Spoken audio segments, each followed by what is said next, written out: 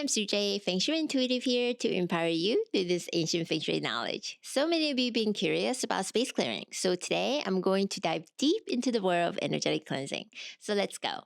But before we get into the how, let's talk about the why. Why do we even need to do space clearing? As you know, we live in a 3D world, but who we are and everything around us is made up of energy. Even though we can physically see it, we absolutely feel it. For at least some of us who are very sensitive, but we all can at some level of sensitivity. So, have you ever walked into a space that looked totally normal, but the second you walked in, you instantly knew something was off and you just want to get out of there? Now, that's no coincidence. What you just experienced was an energy of that space affecting your body and your nervous system. So, how do we clear that? Now, I know some of you are immediately jumping into the ghost and evil spirits in full exorcism mode. And yes, those things do exist. And they often go hand in hand with spaces that need deep cleansing. But that's not what I'm talking about today. What I'm talking about today is energy hygiene for your home. Because our thoughts and emotions are all energy. Even though you can't physically see your anxiety floating around your living room like a cloud, emotions still leave energetic imprints within your space. So if there was a lot of arguments, miscommunication, sadness, grief, depression, fear, anxiety, illness, breakup, stress, you get the point.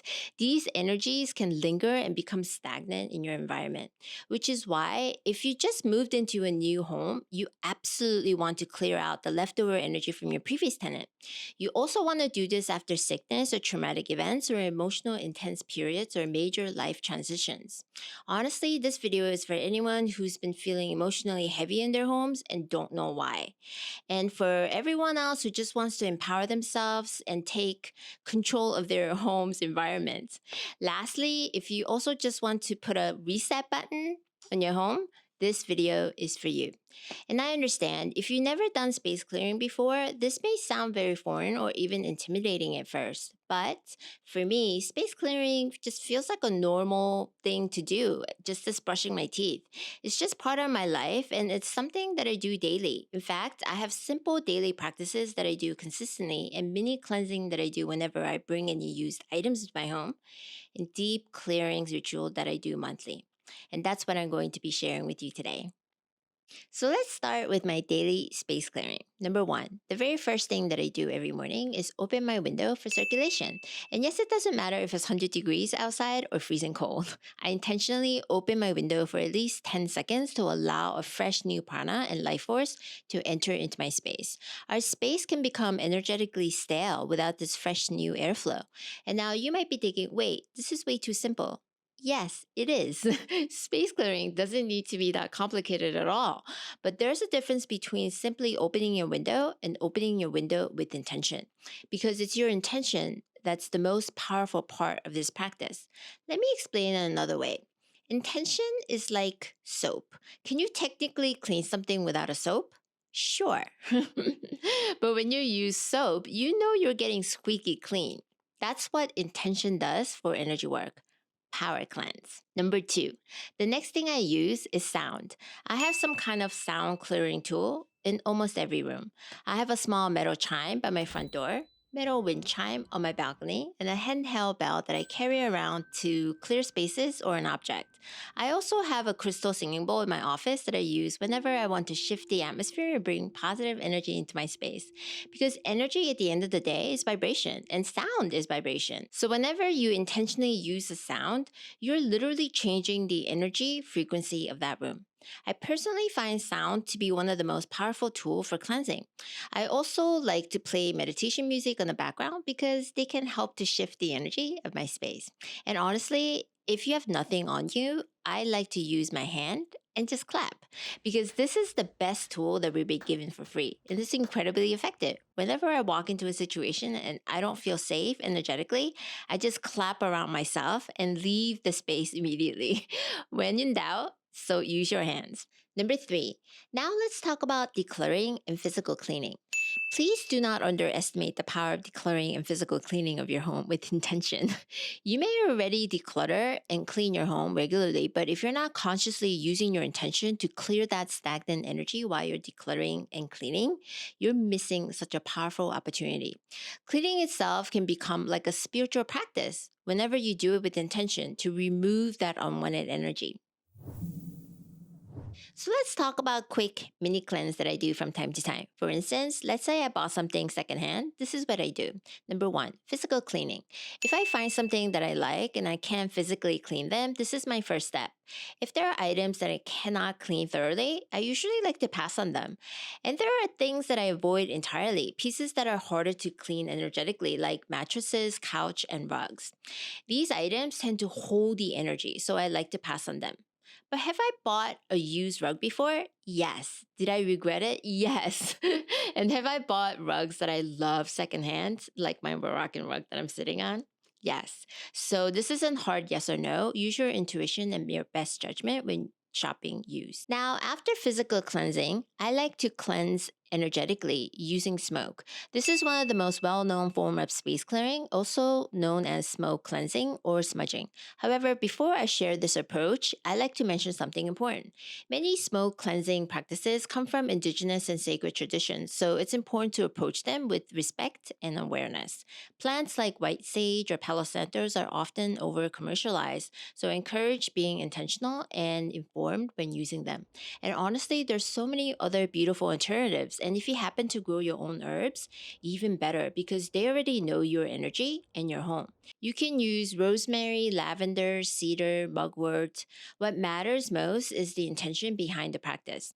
So here's a simple, respectful way to do the smoke clearing. Always do this with the window and door open so that the energy have a good place to leave. If you do this in a closed area, you're going to recycle back that stagnant energy back to your home. So please remember to do this part. Light your chosen herbs and incense and gently move the smoke around the object as if you were clearing the aura. You can speak your intention out loud or quietly in your mind. Both work beautifully. Now let's move into the monthly ritual for me. I do this monthly for myself, especially because I work on space clearing for my clients. But for most people, I recommend doing this around time of equinox, change of season, as a ritual. If daily space clearing is like taking a shower, then monthly ritual for me is like deep cleansing bath session. And if you're familiar with Korean bath culture, this is that exfoliation moment. The kind where you walk out feeling like you are spiritually born as a baby. This ritual is especially powerful if you just moved, experienced something heavy, or feel like your home has become energetically dense. This one takes a little bit more preparation. So here we go. What I do. Number one, declutter to make space or do deep physical cleaning. And not just regular cleaning. I mean, cleaning places like you normally avoid. The dust behind that furniture or forgotten corner, the area underneath things, because dust is what symbolizes stagnation in a physical form, aka stuck energy. So when you physically address these areas, you're also helping to release the energy attached to them. Whenever I do my monthly clearing, I choose one area of my home and clean it with incredible detail and intention.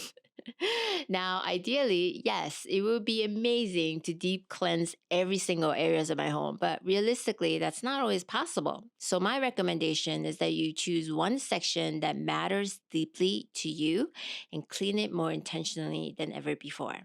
That focused effort creates an energetic opening, almost like creating a doorway for fresh energy to enter. So do the best that you can. Organize, declutter, clean intentionally, and your efforts will matter. Number two, open everything. And I mean everything. Open window, doors, closets, cabinets, and jars. And turn on all the lights, especially in the dark corners of the rooms that you never use. Allow the entire home to become energetically exposed and activated. Number three, break up the old energy with sound. Starting from the front entrance, I walk clockwise through my home. I use my hands to clap and use chime or bells to break off the stagnant energy, especially in corners because this is where the old energy tends to collect and get stuck. Imagine you left your dirty dishes for years. You're gonna need to soak them for a bit before cleansing, right? Otherwise, the hardened food pieces will not come out. So, this step is kind of like that same process for your home. The sound will soften the stagnant energy and begin loosening. So, after I've completed my rounds of breaking that old energy apart, I move into the next phase. Number 4, smoke clearing. Light your chosen herb, incense or smoke bundle gently. Then move through your home clockwise again, watching the smoke as you move through your space. As the smoke rises, focus on clearing heaviness while inviting that peace, clarity, and harmony and protection. You can say a prayer or affirmation or simply speak naturally. Something like, may this home be filled with peace, or I release stagnant energy and heaviness, or only energies that are aligned with love and harmony can remain here. Just be real and speak from your heart. Pay special attention to corners, closets, entrances, mirrors, underbeds, areas with low airflow or little movement, because stagnant energy tends to collect where the circulation is limited. Number 5, reset the energy. Afterwards, I always like to bring something uplifting into the space. Music, sunlight, candles, flowers, fresh air, or simply just sitting quietly to bless my home. Because space clearing is not just about removing things, it's about consciously choosing the energy that you want to bring into your home. So I usually leave my windows open as long as possible afterwards to allow the smoke and old energy to fully leave my space. Extra tip, you can use the cleansing water to seal the energy. I make mine with purified water and essential oil, and I love the smell and the energy that brings into my space afterwards. So I hope this helped to get you familiar with energetic cleansing and maybe even got you excited to try it for yourself. I hope so because your home will feel so much lighter and brighter with this practice. There is obviously so much more to this, and I'll be making FAQs on this topic as a follow up. So, if you have any questions, leave it in the comments below and I'll answer them in the next video. Again, if you watched this far, thank you for being here. Please consider subscribing to my channel. It will help to grow this community. I love you, and I'll see you again for the next one. Thank you. Bye.